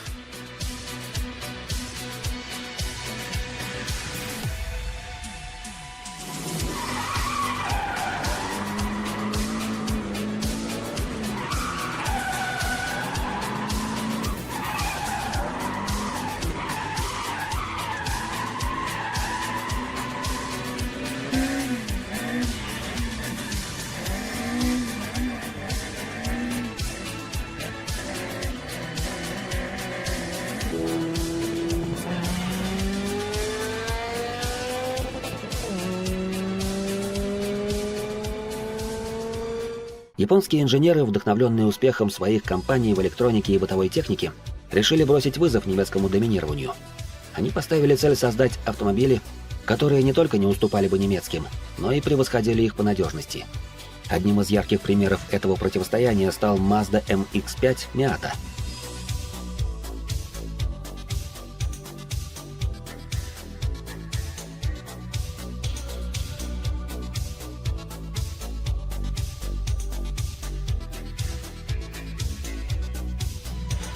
Miata отличался простой конструкцией, идеальной развесовкой, отзывчивым управлением и стильным дизайном. Эти качества позволили ему завоевать сердца автолюбителей по всему миру и стать одним из самых надежных спортивных автомобилей. Ключевым моментом в создании Miata стало достижение идеальной развесовки по осям 50/50. Инженеры Mazda тщательно просчитывали расположение всех узлов и агрегатов, чтобы добиться этого баланса. Благодаря этому Miata получила великолепную управляемость и маневренность, которые стали его визитной карточкой. Компактные размеры, низкий центр тяжести и отзывчивое рулевое управление позволяли водителю в полной мере ощущать дорогу и получать истинное удовольствие от вождения. Помимо управляемости, инженеры Mazda уделили особое внимание простоте и надежности конструкции Miata. Они сознательно избегали сложных технологий, отдавая предпочтение проверенным и надежным узлам и агрегатам. Это обеспечило Miata высокую ремонтопригодность и долговечность. Многие владельцы отмечают, что их родстеры без серьезных поломок проехали более 400 тысяч километров. Рассматриваемая конструкция предельно надежна и проста, обладает существенным ресурсом. Конечно, 110 лошадей в 1,6-литровой версии явно недостаточно для лихих гонок даже легкой версии авто типа MX-5. Динамика позволяет в лучшем случае совершать на ней прогулки. Для гонок явно не подходит, зато обрыв ГРМ на такой ДВС не приводит к выходу двигателя из строя. Неудивительно, что за короткий период Mazda Miata завоевала огромную популярность. Только в первый год японцам удалось продать 35 тысяч автомобилей. Самым важным и надежным автомобилем в мировой истории не обязательно устраивать технические революции, собирать призы на конкурсах элегантности или устанавливать рекорды скорости. Порой достаточно появиться в правильное время в правильном месте, располагая при этом правильными качествами. Именно так и произошло с японским хэтчбеком Honda Civic.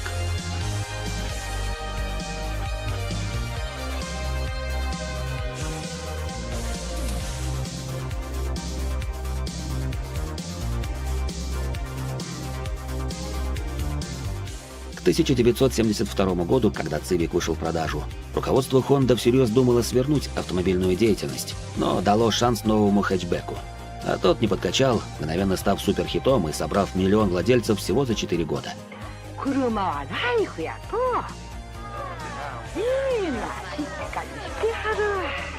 Первое поколение Honda Civic получилось удачным, но в его оглушительной популярности есть и большая доля везения. На следующий год после дебюта случается мировой топливный кризис. Цены на бензин стремительно идут вверх, особенно сильно это бьет по американскому автопрому. Ведь практически все, что на тот момент было в США, это огромные и тяжелые автомобили с многолитровыми моторами, которые быстро едут, круто звучат и выпивают крепко за 15 литров на 100 километров. Как только с топливом становится туго, покупатели начинают искать альтернативы. И тут на сцену выходят компактные японские надежные малолитражки, на которые в прежние годы никто не обращал внимания. Средний расход у Honda Civic не превышал 6 литров на сотню, да к тому же машина легко вписывалась в новые экологические нормы без установки дополнительного и дорогостоящего оборудования для снижения вредных выбросов. Более разумного варианта не придумать. Honda известна своим вниманием к деталям и строгим контролем качества на всех этапах производства. Это гарантирует, что каждый Civic собирается с использованием высококачественных материалов и компонентов, что снижает вероятность поломок и дефектов. С каждым поколением Civic подрастал в размерах. В линейку добавлялись новые кузова, автомобиль обзаводился новыми современными опциями и, естественно, набирал популярность во всем мире. И вот настал 1995 год. Год презентации нового 6-го поколения моделей. Именно того поколения моделей, которое запомнилось многим по первому фильму кинофраншизы «Форсаж» и по легендарной игре Need for Speed Underground.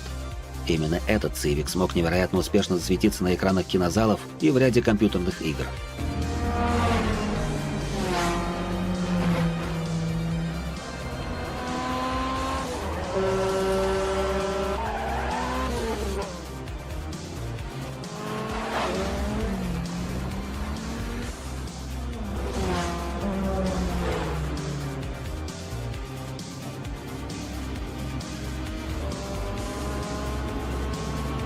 Такая слава не могла пройти бесследно. Даже к самой простой Honda Civic многие и сейчас относятся как к особой модели со спортивным характером. На имидж модели серьезно повлияли заряженные версии Type R. От стритрейсерской иконы, построенной на базе 6-го поколения Civic, до самых последних версий, это были эмоциональные, яркие и чертовски быстрые машины. Но даже обычные Civic без буквы R всегда радовали водителей живым нравом. Высокооборотистые и отзывчивые моторы с мотоциклетными нотками, знаменитая система ВТЭК, искусно настроенные шасси. Покупая даже самый простой Civic, вы могли неплохо развлечься по дороге от дома до работы. Продажи стремительно росли, и Honda продолжала внедрять новые инженерные решения и технологии, которые делают автомобили более надежными и безопасными. Например, использование алюминия для снижения веса, а также улучшенная система управления двигателем и трансмиссией. Более подробно про автомобили Honda мы рассказывали в большом выпуске. Марка Subaru возникла на автомобильном небосклоне в конце 1950-х годов. Но настоящую мировую известность она приобрела только с появлением полноприводных автомобилей, которые благодаря своим спортивным победам мгновенно приобрели ореол невероятно живучих, надежных, скоростных, раллийных болидов. Одним из них был Subaru Legacy.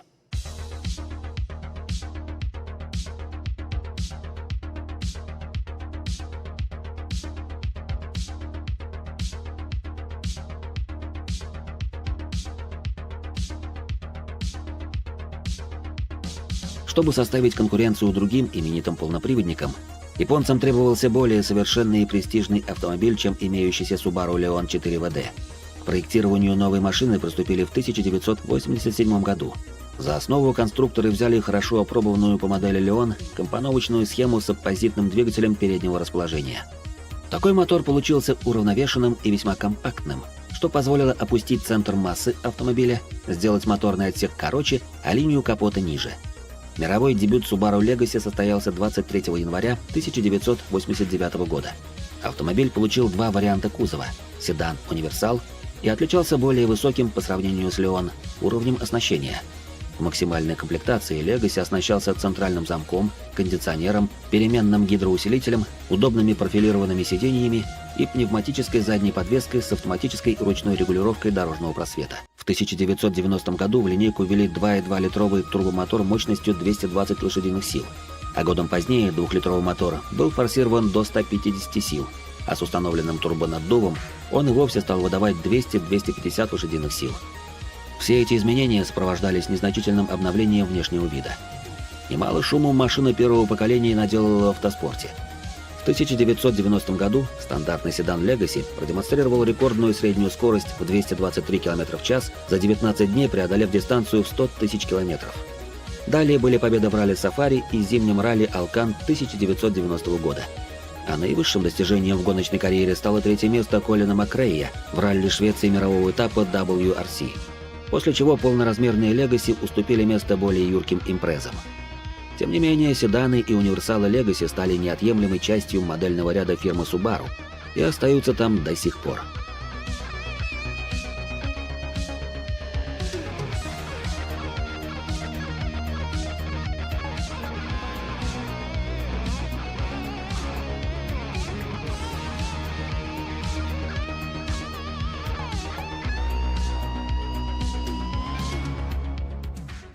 Иногда потенциальные покупатели считают, что Volkswagen не очень надежен и сложен в обслуживании.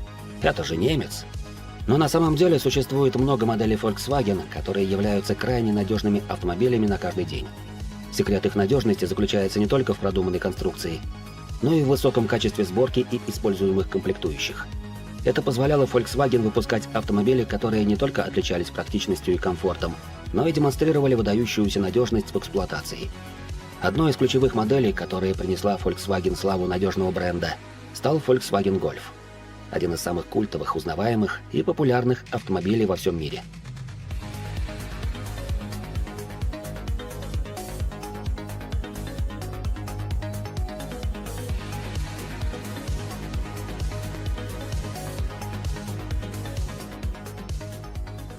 Golf, der Kompaktwagen von Volkswagen.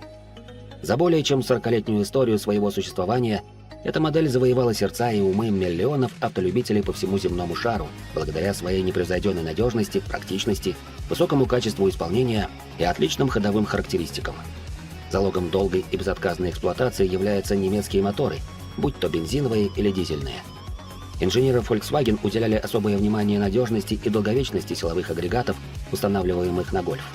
Если на первом месте стоит надежность и стоимость содержания, то лучший выбор – атмосферный 1,6-литровый 102-сильный двигатель. Серьезных проблем он обычно не преподносит, хотя потенциально опасные болячки имеются. Капризы системы вентиляции картера, с возрастом повышенный расход масла из-за закоксовавшихся поршневых колец, а также его утечки через сальники.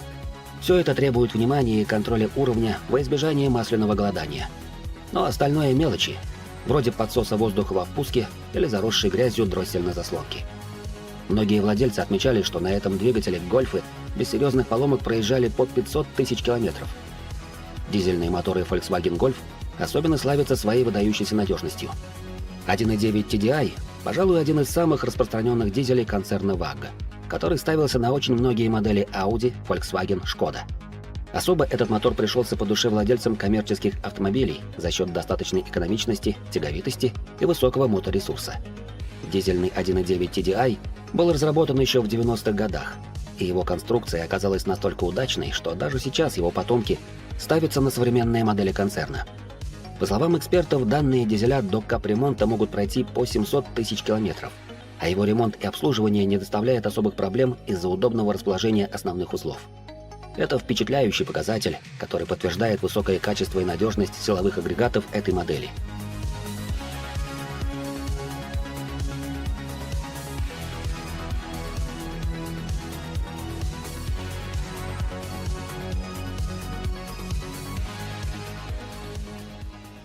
В 1990-е годы автомобильная промышленность стала ареной ожесточенной конкуренции между разными производителями.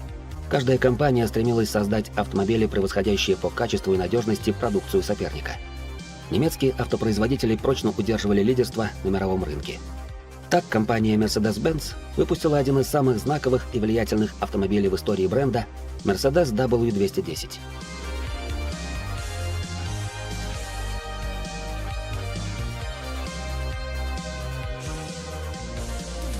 Когда в 1995 году пришло время сменить W124, инженеры Mercedes столкнулись с непростой задачей. Им предстояло создать автомобиль, который не только сохранил бы надежные качества предшественника, но и вывел бы среднеразмерный сегмент на новый уровень. Одним из ключевых аспектов, над которыми работали инженеры Mercedes, стал дизайн W210. Они отошли от угловатых форм в пользу более плавных и обтекаемых линий кузова. Но дизайн был лишь верхушкой айсберга. Под кузовом W210 скрывалось более 30 технических инноваций, многие из которых впервые появились в этой модели. Помимо передовых технологий, инженеры Mercedes уделили особое внимание надежности и долговечности W210. Они тщательно подбирали высококачественные комплектующие и материалы, чтобы обеспечить безотказную работу автомобиля. Двигатель Mercedes OM611 зарекомендовал себя как один из самых надежных и долговечных дизельных моторов, когда-либо выпускавшихся концерном. Откровенно слабых мест и недостатков у этих моторов нет. Топливная система от Bosch долговечна, турбины проблем не создают, двухрядная цепь ГРМ служит не менее 500 тысяч километров. Хотя в некоторых вариантах присутствуют вихревые заслонки, которые разбивают посадочные отверстия во впускном коллекторе. Двигатели, трансмиссии и другие ключевые узлы W210 зарекомендовали себя как чрезвычайно надежные и способные проходить сотни тысяч километров без капитального ремонта. Это стало одним из главных преимуществ модели. Ахиллесовой пятой Mercedes W210 стала проблема с коррозией кузова. Использование водорастворимых красок в 1990-х годах привело к повышенной подверженности автомобиля ржавчине, особенно в регионах с суровым климатом. Тщательный осмотр кузова при покупке и своевременная обработка антикоррозийными средствами были необходимы для владельцев W210, чтобы избежать серьезных проблем с ржавчиной. Несмотря на проблему с коррозией, Mercedes W210 зарекомендовал себя как чрезвычайно долговечный и практичный автомобиль.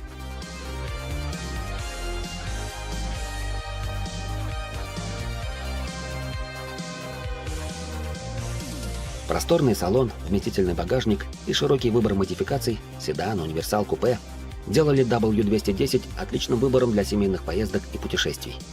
Благодаря сочетанию надежности, практичности и относительной простоты обслуживания, Mercedes W210 заслужил статус легендарного автомобиля.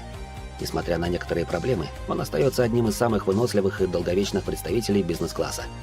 Для многих автолюбителей W210 стал достойным преемником культового Mercedes W124, сохранив лучшие традиции немецкого качества и надежности.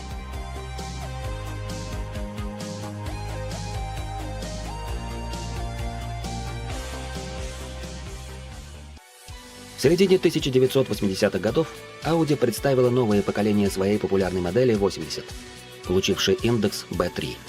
Этот автомобиль стал настоящим эталоном надежности и качества в своем классе, заслужив репутацию одной из самых выносливых и долговечных машин на рынке.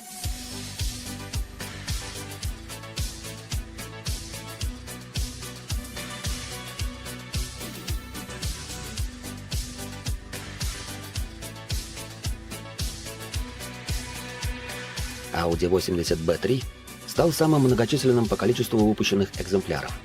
Автомобиль отличался современным округлым дизайном, высоким комфортом вождения и уровнем безопасности. Благодаря этим качествам Audi 83-го поколения стал очень сильным игроком в сегменте D. В результате комплексной работы над кузовом инженерам удалось добиться невероятно низкого коэффициента лобового сопротивления 0,29. К примеру, для сравнения, аналогичный показатель у Lada Granta 0,36. Согласитесь, для того времени результат Audi просто поражает, а для некоторых автомобилей он недостижим и сегодня. Кроме того, кузов 80-й был изготовлен из оцинкованного металла. Вы можете найти его на свалке, но обнаружить на нем коррозию вряд ли.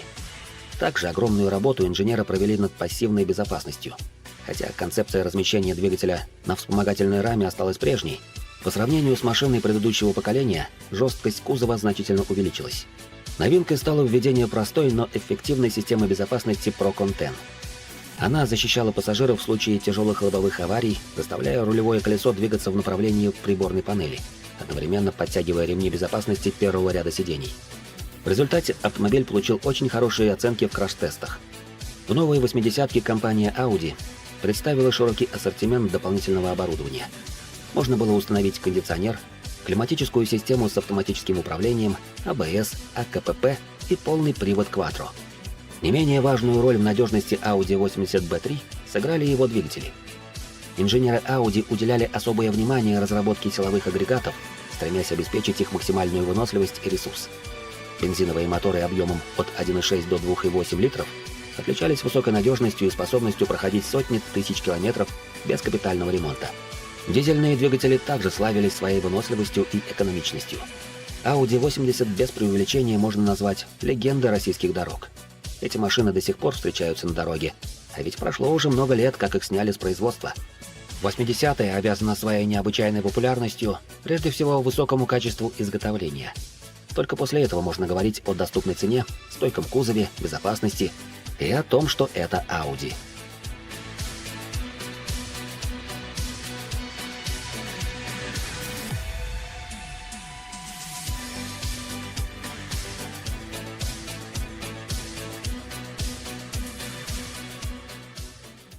Японские инженеры, вдохновленные успехом своих компаний в электронике и бытовой технике, решили бросить вызов немецкому доминированию. Они поставили цель создать автомобили, которые не только не уступали бы немецким, но и превосходили их по надежности. Появившийся в 1989 году Lexus LS 400 стал полной неожиданностью для европейских престижных марок.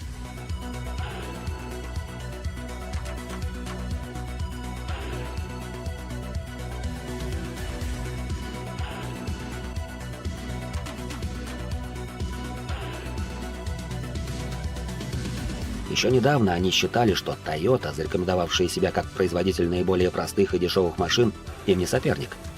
Отчасти так оно и было. Поэтому японцы пошли на серьезный риск и выпустили свой флагман под новым, никому неизвестным доселе брендом. Рискнули и не прогадали. За первый год Lexus разошелся тиражом в 64 тысячи экземпляров, вогнав стратегию фирм Mercedes-Benz и BMW в глубокую депрессию. Для решения столь амбициозной задачи был сформирован специальный отдел с кодовым названием F1, куда вошла группа из лучших инженеров компании. Довольно быстро разработчики поняли, что если они хотят сломить устойчивый во всем мире имидж японского автомобиля, как массового недорогого изделия, то выходить на рынок необходимо под новой маркой, никак не связанной с брендом Toyota. 4 года инженеры проектировали идеальный в их представлении надежный представительский автомобиль. LS 400 строился с огромным вниманием к деталям. В каждом аспекте японцы постарались превзойти конкурентов. Лучшая в классе аэродинамика, непревзойденная антикоррозийная защита, высококачественная окраска кузова металлизированными эмалями, многослойная композитная шумоизоляция и так практически во всем. Специально для LS400 был разработан 8-цилиндровый V-образный двигатель 1UZ-FE, оборудованный двухвальным ГБЦ по 4 клапана на цилиндр. Мотор объемом 4 литра покоился на специальных гидроопорах, отчего отличался очень плавной и тихой работой, при этом выдавал 250 лошадиных сил. В целом, 1UZ-FE является одним из лучших двигателей Toyota, сочетающим в себе мощность, надежность, ресурс и возможности для тюнинга. Не случайно он использовался на флагманских моделях и до сих пор пользуется популярностью среди любителей мощных и надежных автомобилей. К двигателю приспособили новую 4-ступенчатую автоматическую коробку с электронным управлением, которая, как и полагалось настоящему люкс-классу, передавала крутящий момент только на задние колеса. Появление Lexus LS400 для конкурентов стало настоящим шоком. Японцы умудрились построить великолепный автомобиль с передовой техникой и комфортабельным салоном. Внешность, правда, получилась не особо яркой, но в этом классе такое и не приветствовалось. Достаточно было того, что машина смотрелась солидно и элегантно. Однако вовсе не это оказалось первостепенным в успехе автомобиля. Все зарешала традиционная тойотовская надежность.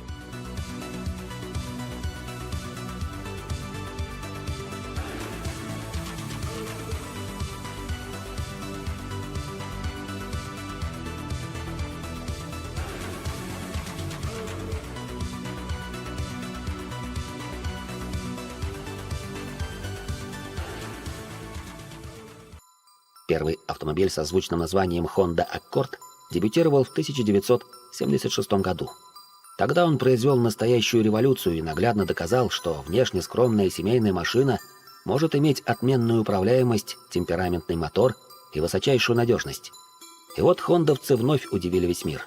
В своем уже 7-м по счету Аккорде они сумели мастерски совместить стремительную внешность, отменное шасси, фирменные высокооборотистые моторы и комфортабельный салон с высоким качеством отделки.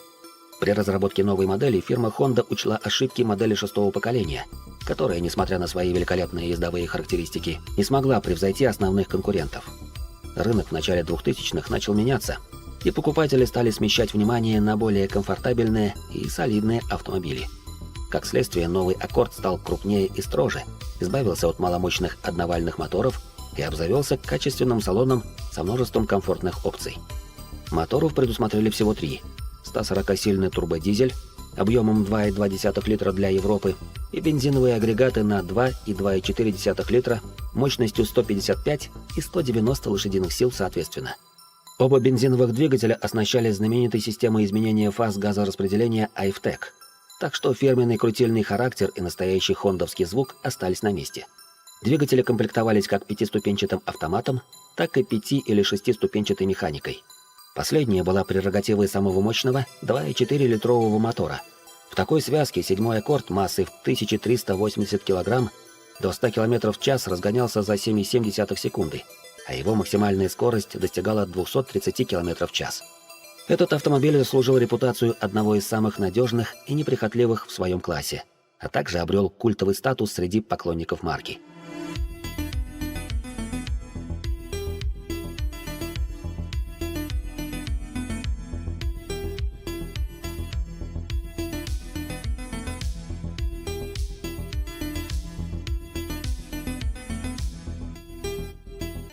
Accord 7-го поколения неоднократно становился победителем различных автомобильных конкурсов и премий. В 2003 году он был признан автомобилем года в Северной Америке. Модель также входила в список 10 лучших автомобилей по версии журнала Car and Driver. Неудивительно, что Accord 7 до сих пор ценится среди любителей качественных и надежных японских автомобилей. А каким автомобилем обладаете вы и какой у него пробег? Пишите в комментариях. Делитесь этим видео с друзьями и не забудьте поставить лайк и подписаться на наш канал, чтобы не пропускать интересные видео.